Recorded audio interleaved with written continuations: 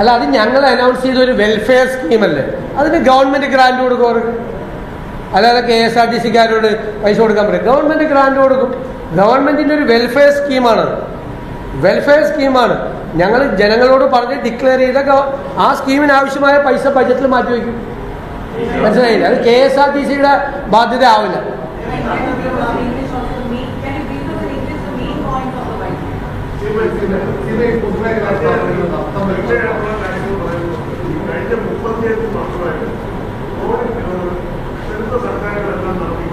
എന്താണ്?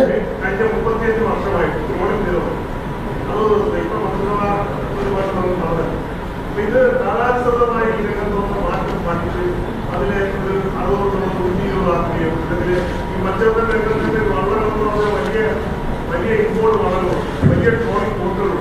അപ്പോൾ കാലാനുസൃതമായുള്ള മാറ്റത്തിനനുസരിച്ച് അത് പഠിച്ച് ആചാരം നടത്തിക്കൊണ്ടിരിക്കുന്ന ഒരു ആചാരമാണ്.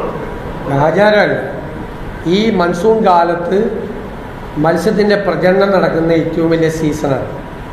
ആ സീസൺ സമയത്ത് വലിയ തോതിലുള്ള മത്സ്യബന്ധനം ഉണ്ടായാൽ, യന്ത്രവൽകൃത മത്സ്യബന്ധനം ഉണ്ടായാൽ അത് മത്സ്യത്തിൻ്റെ പ്രജനനത്തെ ബാധിക്കും എന്നുള്ള സയൻറ്റിഫിക് ആയിട്ടുള്ള ഫൈൻഡിങ്.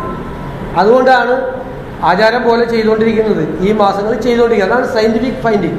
മറ്റൊരു ശാസ്ത്രീയമായ ഒരു കണ്ടുപിടുത്തം ഉണ്ടാകുന്നത് വരെ നമ്മളത് ഫോളോ ചെയ്യുകയാണ്.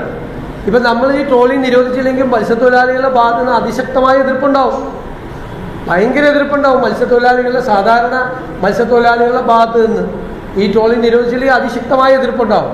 പിന്നെ കാലാവസ്ഥ അനുകൂലമല്ലല്ലോ. ഈ ധാതുസമ്പത്തിന്റെ സ്വകാര്യ നിക്ഷേപത്തിൽ കേന്ദ്രത്തിന്റെ ബ്ലൂ എക്കണോമിയിൽ പറയുന്ന കാര്യമാണ്. അതേ നയമാറ്റമാണ് ഇപ്പോൾ ഇവിടെ UDF പറയുകയാണ്. സ്വകാര്യ നിക്ഷേപത്തിന്റെ സ്വകാര്യ എങ്ങനെയാണ് സ്വകാര്യ കമ്പനികളിലുണ്ട്. അപ്പോൾ ആ സ്വകാര്യവൽക്കരണത്തിലേക്കുള്ള ഏറ്റവും വലിയൊരു മാറ്റമാണ്. ആ ഉറപ്പായിട്ട് പ്രൈവറ്റൈസ് ചെയ്യണമല്ലോ, അതെല്ലാം പ്രൈവറ്റൈസ് ചെയ്യണം. എല്ലാത്തിലും ചെയ്യേണ്ടി വരുമല്ലോ, തീർച്ചയായിട്ടും ചെയ്യേണ്ടി വരും. പ്രൈവറ്റ് ഇത് ചെയ്യേണ്ടി വരും.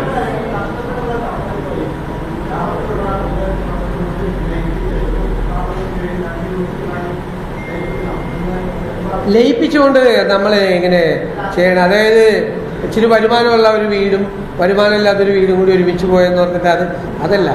നമ്മൾ സപ്ലൈകോയെ സെൽഫ് റിലയൻ്റ് ആക്കാനുള്ളൊരു സ്കീം നമ്മൾ പ്രഖ്യാപിക്കും. അല്ല, അത് ഇത് കണക്കിൽ എഴുതി വയ്ക്കാനേ പറ്റുള്ളൂ, അല്ലാതെ വേറെ ഗുണമില്ലല്ലോ. നമുക്ക് സപ്ലൈകോയ്ക്ക് മാർക്കറ്റിൽ ഇടപെട്ട് സാധാരണ മാർക്കറ്റിൽ വിലക്കയറ്റം ഉണ്ടാകുമ്പോൾ അവർ 13 എസെൻഷ്യൽ കോമോഡിറ്റീസിന് സബ്സിഡി കൊടുത്തിട്ടാണ്, വിതരണം ചെയ്തിട്ടാണ് മാർക്കറ്റിൽ ഇടപെടുന്നത്.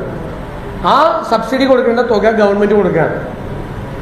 അതിന് പകരം അവരെ സെൽഫ് റിലയൻ്റ് ആക്കി അവർക്കത് ഗവൺമെൻറ് സബ്സിഡി ഇല്ലാതെ തന്നെ അവർക്ക് സബ്സിഡി കൊടുക്കാൻ പറ്റാവുന്ന ഒരു സാഹചര്യത്തിലേക്ക് സപ്ലൈകോയെ എത്തിക്കാനാണ് ഞങ്ങൾ നോക്കുന്നത്. ഇനി മതി.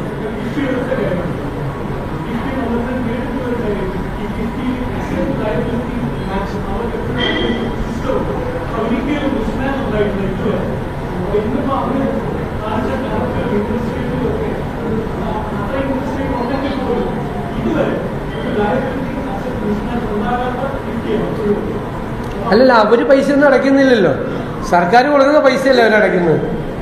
അതെങ്ങനെ ഉണ്ടാകുന്ന? അവർ ഒരു പൈസ ഇൻകം ജനറേറ്റ് ചെയ്യുന്നില്ല. സർക്കാരിൻ്റെ ഗ്യാരണ്ടിയിൽ അവർ കടം കൊടുക്കുന്നു, സർക്കാരിൻ്റെ പൈസ കൊടുത്ത് അവർ ബേസിക് കോർപ്പസ് ഉണ്ടാക്കുന്നു. അതുകൊണ്ട് എന്താ കാര്യം?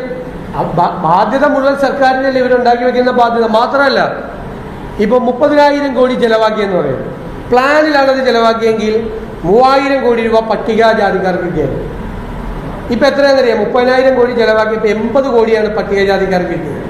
അതൊരു കോൺസ്റ്റിറ്റ്യൂഷണൽ പ്രൊവിഷനെതിരാണത് അങ്ങനെ ചെയ്യുന്നത്. നമ്മൾ 30,000 കോടിയിൽ 3,000 കോടി അവർക്ക് കിട്ടേണ്ട പൈസയാണ്. അത് പ്ലാനിലുണ്ടായിരുന്നെങ്കിൽ ആ പ്ലാനിൽ നിന്ന് അത് പുറത്തേക്ക് കൊണ്ടുപോയി, ബജറ്റിൽ നിന്ന് പുറത്തേക്ക് കൊണ്ടുപോയിട്ട് 80 കോടി, 3,000 കോടി പട്ടികജാതിക്കാർക്ക് കിട്ടേണ്ട സ്ഥലത്ത് 80 കോടിയാണ് കൊടുത്തിരിക്കുന്നത്. അതല്ലെങ്കിലും ഉണ്ടാവില്ല. ഈ കാശ് PWDയിലേക്ക് കൊണ്ട് ചെയ്യിപ്പിച്ചിരുന്നെങ്കിൽ ഇതൊക്കെ ഉണ്ടാവുമായിരുന്നല്ലോ. ഉണ്ടാവില്ലേ? സ്പെഷ്യൽ സ്കീമായിരുന്നെങ്കിൽ എല്ലാ ഭാഷകളും ഒന്ന് കിഫ്ബിയുടെ ഭാഗത്തുണ്ടായിരുന്നു. രണ്ടാമത് സുപ്രീം കോടതിയിൽ ഈ സാമ്പത്തിക അപകടത്തെ സംബന്ധിച്ച് കഴിഞ്ഞ സർക്കാർ കേസിൽ പോയി സമരം നടത്തി. ഇത്തരം വിഷയങ്ങൾ എന്താണ് എല്ലാം കൂടി ഒരുമിച്ച് തീരുമാനിക്കാൻ പറ്റില്ലല്ലോ. കിഫ്ബിയുടെ കാര്യം ഞാൻ വളരെ കൃത്യമായിട്ട് പറഞ്ഞു.